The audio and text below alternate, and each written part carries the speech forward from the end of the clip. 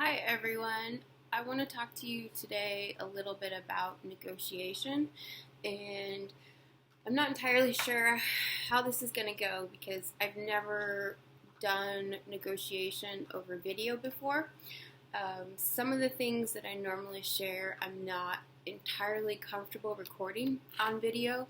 So one of the things I like to do when I talk about negotiation is openly share the rates that I charge, and I like doing that because I like the transparency and I like demystifying the process and demystifying rates. I think that's really helpful, especially for people starting out in the field. But I don't want to have that information out where clients could potentially see that, and I don't think it's helpful to my career to have that published, and we'll talk about why as we get into this video. So what I will say is if anybody wants that information or would like to know that from me, please come see me and talk to me in person once we're kind of allowed to be back face to face, and I'm happy to discuss my rates with you. I have no problem sharing my fees with students or with other emerging writers in the early part of their career. I'm happy to share that information. It's not beneficial to my process if clients know that information published, and we'll get into that here in a second. So the first thing I like to say is why I think it's so important to talk about negotiation. A couple years ago, maybe it's more like 3 or 4 years ago now, Michelle Williams was in a movie called All the Money in the World, and Kevin Spacey also had a role in that movie, and that was the time when it came out that Kevin Spacey had inappropriate relationships with younger men, and I'm being euphemistic here. He was I think sexually assaulting men or using his power to manipulate them into relationships. So the producers of the movie made the decision to cut him from the movie and replace him with Christopher Plummer. What happened then was most of the people in the movie, or anyone who had scenes with Kevin Spacey, were required to come back and refilm scenes with Christopher Plummer to replace the scenes that they were cutting out. And Michelle Williams, trying to be helpful and trying to do the best thing for the end product of the movie, said, not a problem. Yeah, I'll just do it for scale, or the minimum that you need to pay actors. And so she ended up making $8,000 or something like that. Mark Wahlberg, who was also in the movie, was required to come back for the same amount of time, and his response was, sure, no problem, I'm available. Call my agents and negotiate the going rate for me doing that many days of work. He ended up making about $1 million for the same amount of time. Now, I don't think there's any question that Mark Wahlberg is a more bankable Hollywood star than Michelle Williams, but not to the tune of $1 million versus $8,000. So that got me thinking that, yes, women are given less money by the powers that be, the systems in charge, however you want to label that. But also, part of the problem is that people who make less, women, people new in their careers, whoever is disadvantaged economically by the systems we have in place, one of the problems is that we just don't ask for the money that we deserve. And it sometimes doesn't even occur to us to ask for the money that we deserve. So I want to make sure that as a woman, and the women in this class, and then also the young people and new people in their career, and really anyone never does not get the money that they deserve because first it didn't occur to them to ask for it. So we all need to know that we can ask for it and we should be asking for it. And then I want to make sure that we have the tools to know how to ask for it and the appropriate ways to ask for the money that we deserve, so that you have this power in your hands. And then if you don't feel comfortable asking, that's up to you. But I want to make sure that you are empowered to do this and have the tools in your repertoire. So that's why I I feel so strongly about teaching negotiation in a writing class. And writers are often in a position where it's not the skill that companies are going to think first about giving money to.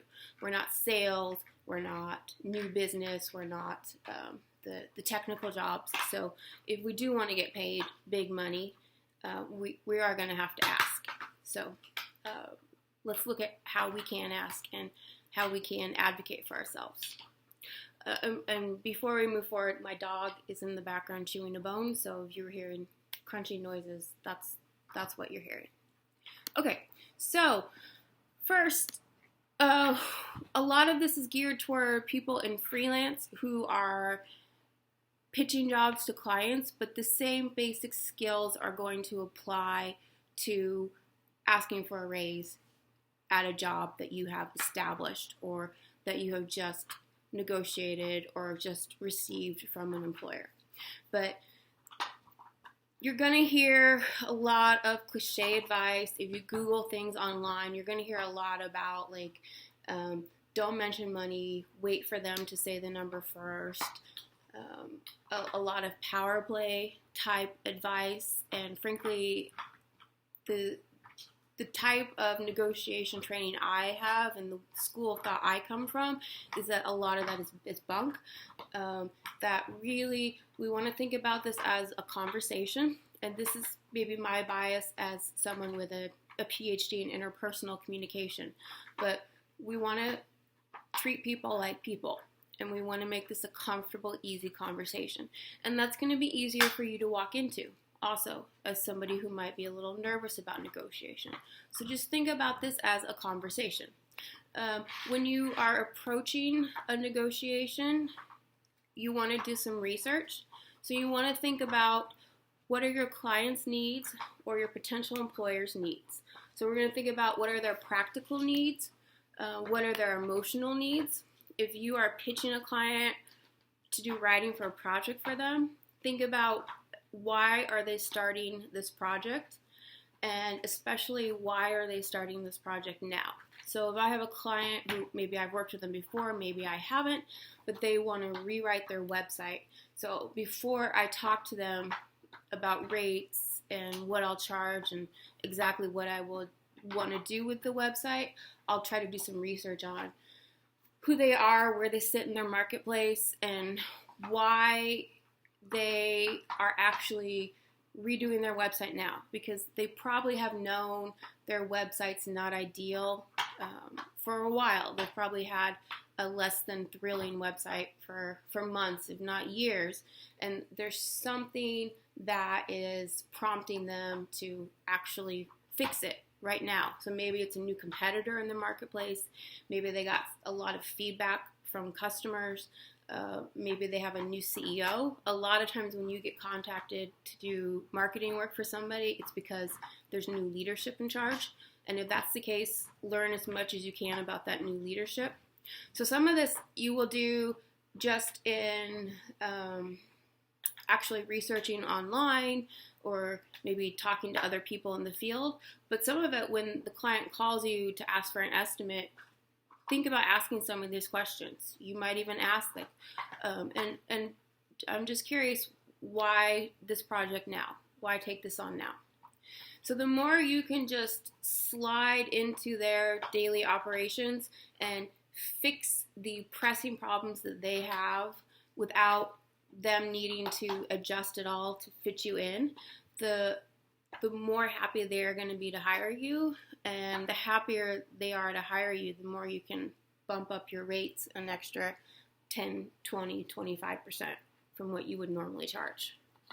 So you want to, ideally you want to be able to just slide in and meet all their needs without them even having to adjust to hire you.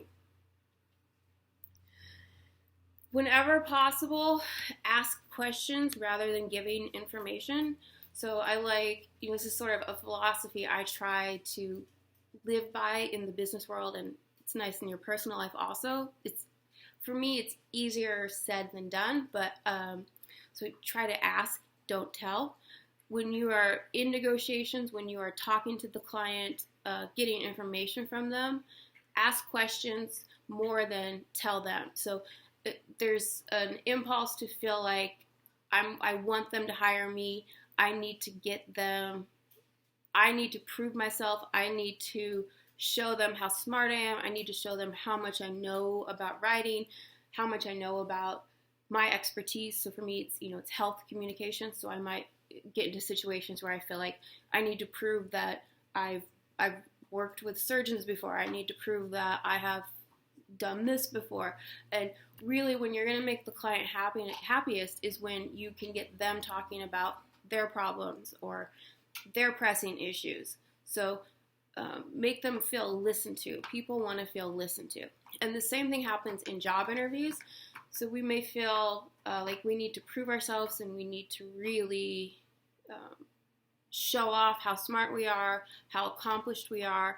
And you definitely do want to introduce yourself and say things that you do well. But the best job interviews, the ones that you have done the best at, tend to be the ones where you walk away and you think, I hardly spoke at all. The interviewer did all the talking.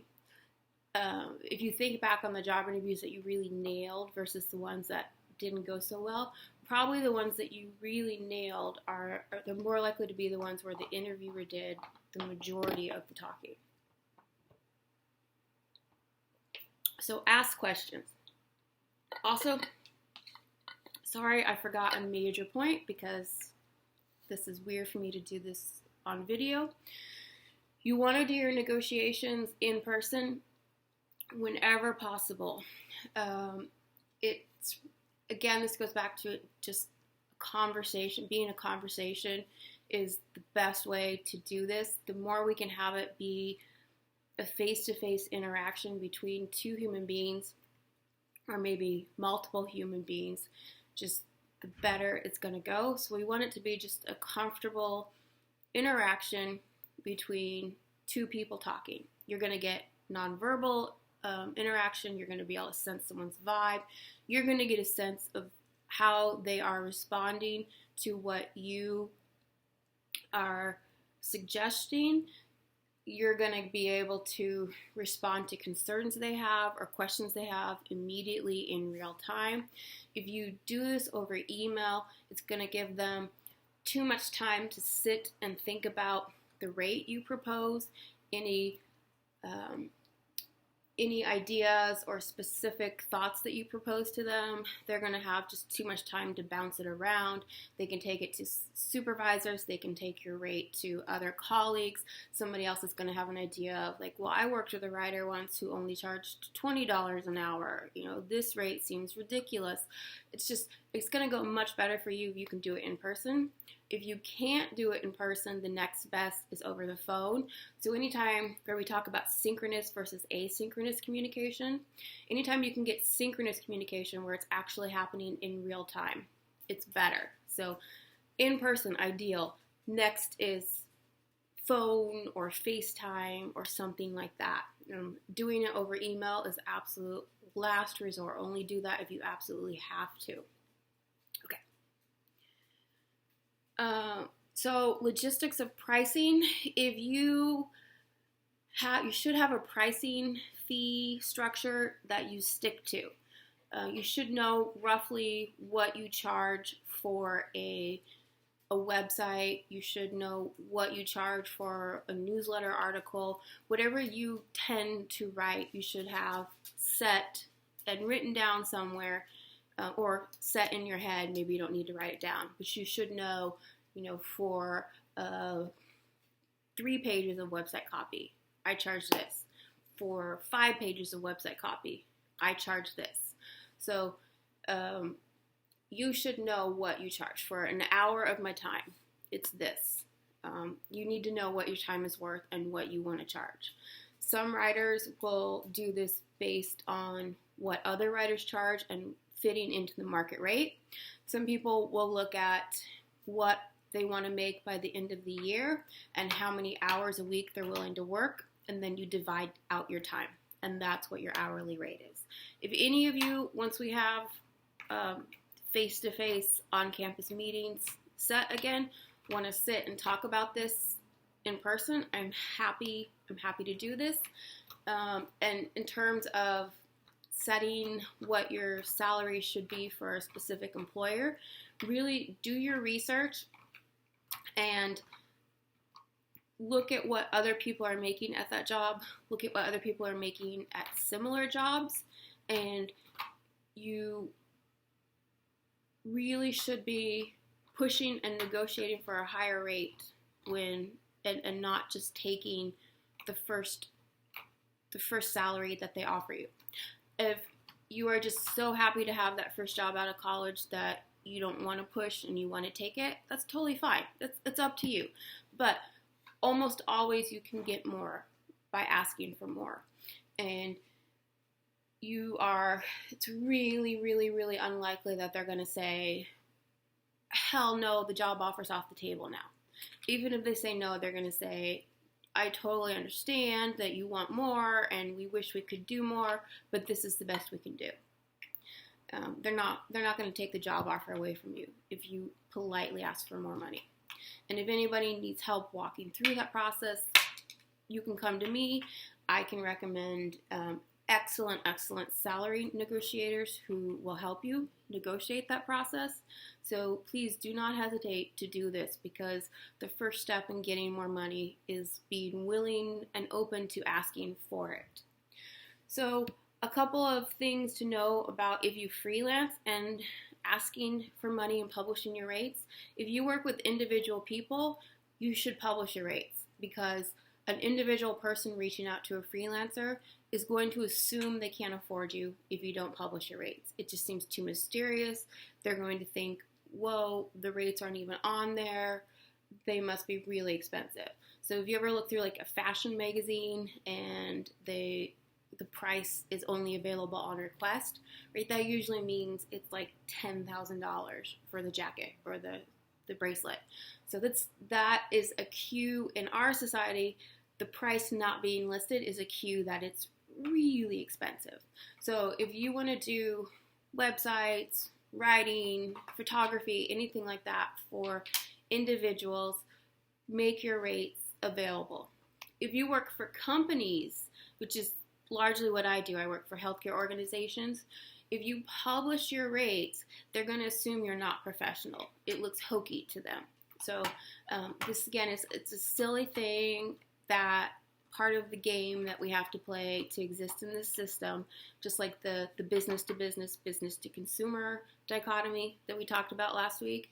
But as long as the game exists, let's know about it and let's use it to our advantage. So if you do work for companies, which is what I do, and why I don't like my rates being published and out publicly, even though I am happy to share them with you guys in the spirit of transparency and in the spirit of helping you guys set your rates as you start out your careers, I don't want my rates out publicly because it can make me look less professional to my clients.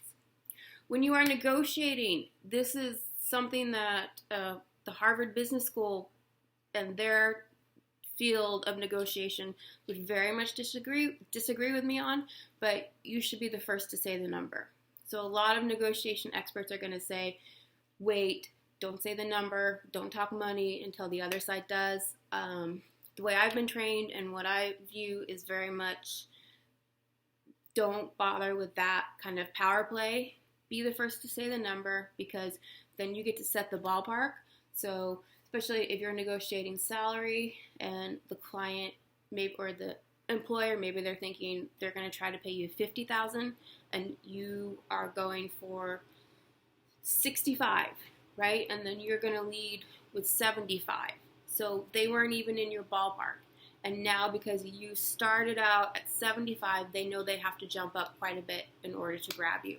If you let them start at 55, then you're in that ballpark and you have to work to pull them up. So you get to set the framework if you start the negotiation with the number. So be the first person to put the number out there.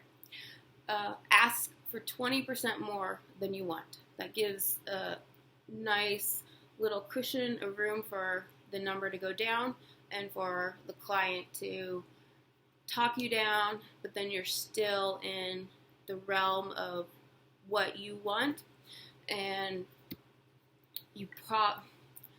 I don't usually get negotiated down, which now that I'm talking this out probably means I should raise what I asked for another 20%. But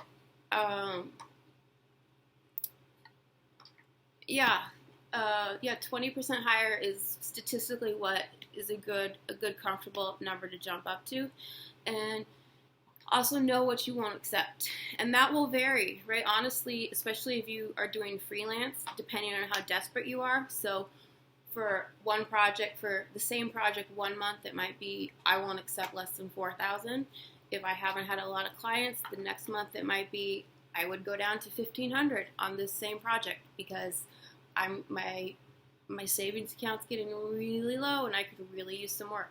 But just know before you go into the negotiation what your bottom line is. But start with the same number that you would start with every time. Don't start lower. Don't undervalue yourself. Just know your bottom line before you walk in there. And if you can, when you go into the negotiation, assuming it is face-to-face, sit closer to the client, sit on the same side of the table. Try not to do this sit exactly across from the person. It feels more adversarial that way. So try to sit in a positioning that makes it feel more like your allies.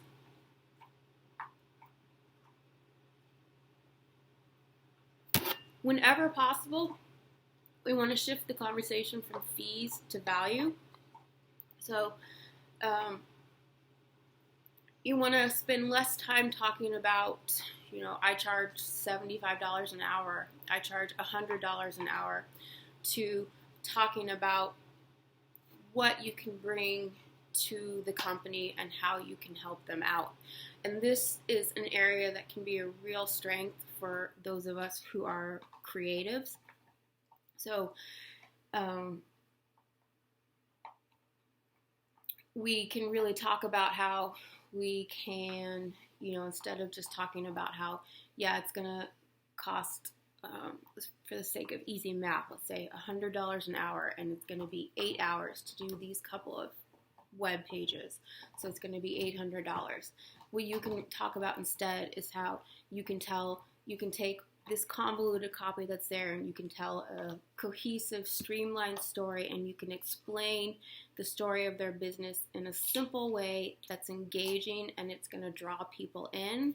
And you can, maybe there's an emotional story that's associated with their business, and you can talk about how you can tell that, and you really want to draw out the story of the founder and how they're connected to the local community, and whatever that story is that needs to be told and will actually help the business.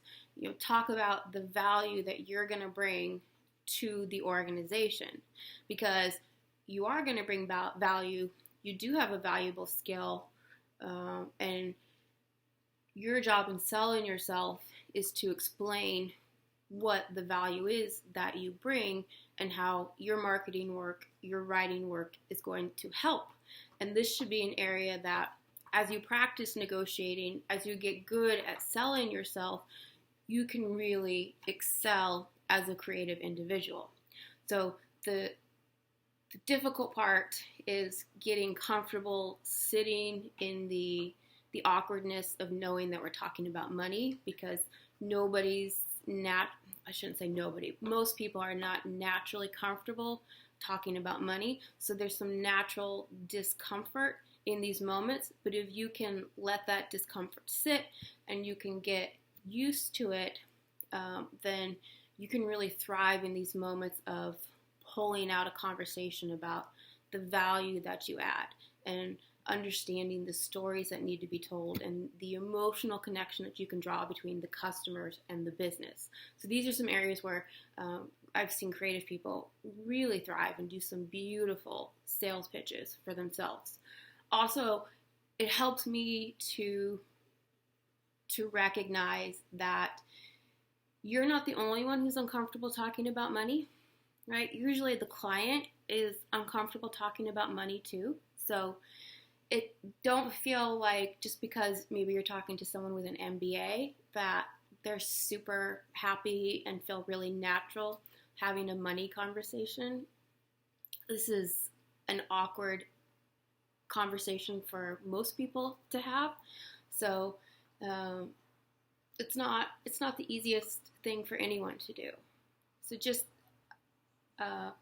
know that you're not the only one who's feeling a little uncomfortable. That puts me at ease a little bit anyway, knowing that the person who feels like a big dominating presence in the business suit is also feeling a little bit ill at ease. So the example I have here in teasing out the idea of how you might talk about value is about a yoga studio. So if you were maybe tasked to write a website for a yoga studio, in drawing out the value or the connection or the emotional resonance, one way you could do this is ask some questions. We talked earlier about ask, don't tell, right? So I might ask the yoga teacher or the yoga studio owner some questions like, what excites you about teaching yoga? What frustrates you about reaching out to new customers? What inspired you to create a new website? So you're asking them questions that have some emotional resonance to them. You're getting them talking instead of you having to do all the talking, and you're tapping into some emotion, which is an area where a lot of creative professionals really thrive and are able to pull in their creative skills. And then another thing you can do is you can describe your process with detail and care. You can talk about how you write, how you research, what you do that is different maybe than other writers do, or everything from your brainstorming to your research to the way you write, the way you share drafts with the client. I think this reassures clients that there's actual work going into the process, and it makes them feel that they are being taken care of in a thoughtful way, that you actually have a process, and it demystifies the creative process, because for people who aren't creative workers, it can seem like this weird, vague, nebulous thing. So this helps them connect to you're actually providing a real, tangible skill for me, not just throwing some words down on paper. And you can also, another strategy that works is you can talk about something that you've done for another client, especially if you have a client who is pretty similar, that helped revolutionize their business or helped really connect them to customers. So you might share an example. But when you're new to the business, you won't have a lot of stories like that. So describing your process is a really great way to tap into, this is what I do, this is how I write, and this is, it's an actual skill and it's an actual job. It's not just, like sitting at home with a coloring book every day. And then once you feel like you have explained to the client that you have a process, that it's an actual job, that you are providing value, I like to end with a question. Again, so I like to say something like, how does that sound? What are your thoughts? Did I miss anything? So give the client a chance to respond to you and let you know if there's something else that they would like to add in. As you're going through this process, it's really important to remember that very little of this is about you. And that can sound harsh, but I mean this in a good way. So a lot of what you're doing, especially if you freelance, you're going to be brought into organizations that are under duress. I'm hired, most of the time when I'm hired by organizations that are going under great change. They have a new CEO, they have a new communication director. This is usually when they want to bring in an outside person to redo their website, to start a new newsletter for them. They're going through a merger, so there's a lot of tension in the organizations. Many times, either the management is frustrated or the people underneath the management are frustrated with the management. And it takes some practice and some experience to start to recognize that the tension that you're feeling in the room is not about you. They're not feeling awkward or stressed because they're upset about the rate you're proposing or the work that you're suggesting. There's just tension. Other times, right, it may not even be a time of transition or chaos in the organization, but somebody may have been kept up all night by a toddler, or somebody may just not be feeling well. So, or they may have just had a fight with a coworker or their spouse. So most of the time when people are giving you a weird vibe or stressed out or just feel a little bit off, most of the time it's not about you. Same thing if you don't hear back from a client about a pitch for a while, probably because something came up internally in the organization. Doesn't mean it's easy to deal with. It doesn't mean it's not stressful, but it does help me to remember and to go through, self-check of, okay, this is probably not about me. It's probably something else. And I think the other thing that helps in doing that kind of self-check is to remember my best bet now is to keep going with my pitch or my communication plan the way I had it set out. I don't need to abort and start second guessing myself and change my pitch. Just keep going. Probably what's happening here is not about me. And I don't want to make you feel like there's always going to be tension or it's always going to be weird. Most of the time things are just fine, but it does happen that you might get into a meeting where things just don't quite feel right. It's a little bit weird, and just know that a lot of times that's not about you.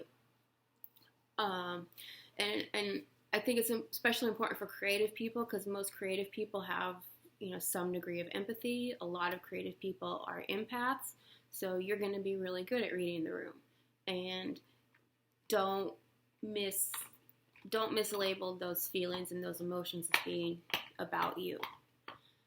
Even when the client chooses not to pick you, a lot of times that's less about you than we think. Right? It's really hard not to take that personally when you pitch a client or when you interview for a job and you don't get selected, but that can very much be because the client had a buddy who was also pitching the work, or because somebody higher up in the organization wanted to go a different way, or they decided not to do the project after all. So even when you don't get selected, it can have very little to do with how good they thought you were or how well your pitch went. Sometimes there's other factors. So try not to take these things personally. When you are done giving your pitch and presenting your information, I will summarize what I have said.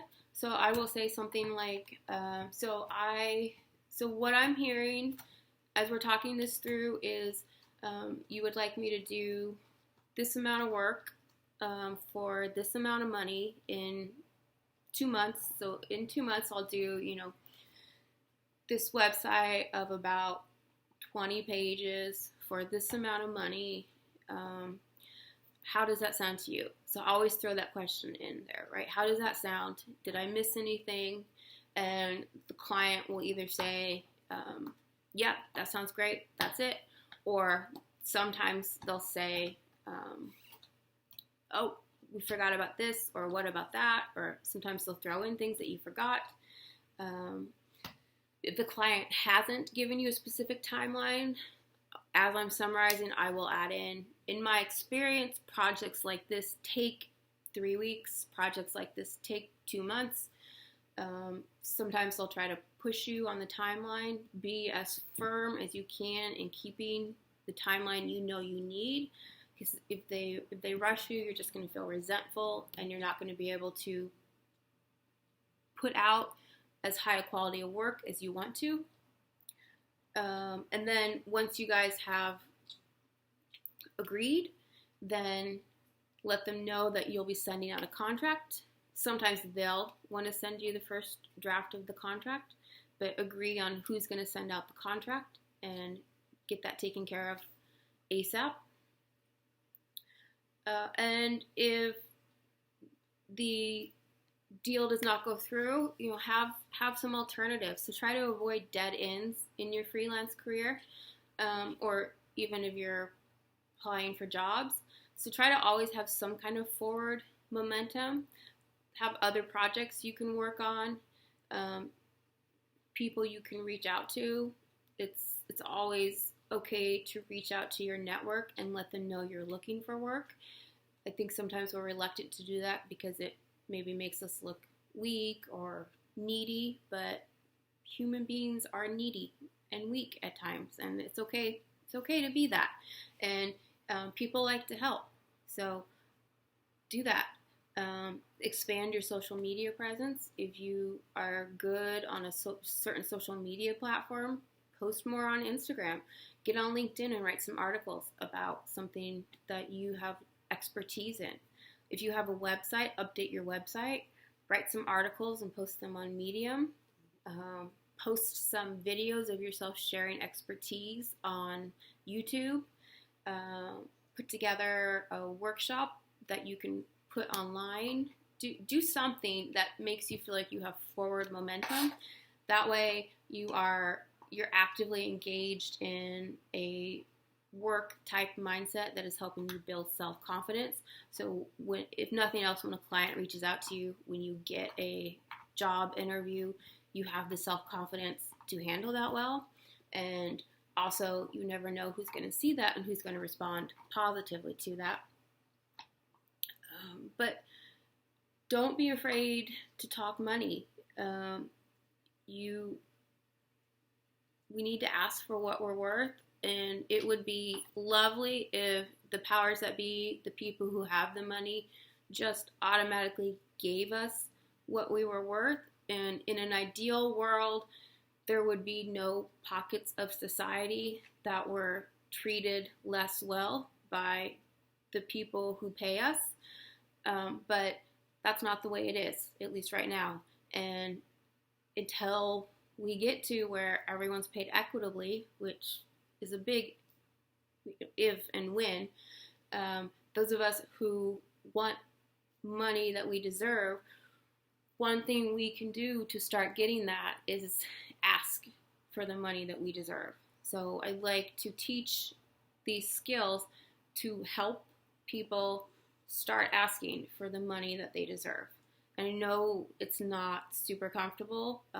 Trust me, this has been a really big stretch for me. It's one of the biggest surprises of my life that I negotiate all the time now as a freelance writer. And I've actually gotten to the point where part of me really likes negotiation. I don't think I would say that I entirely love it, but part of me really likes it.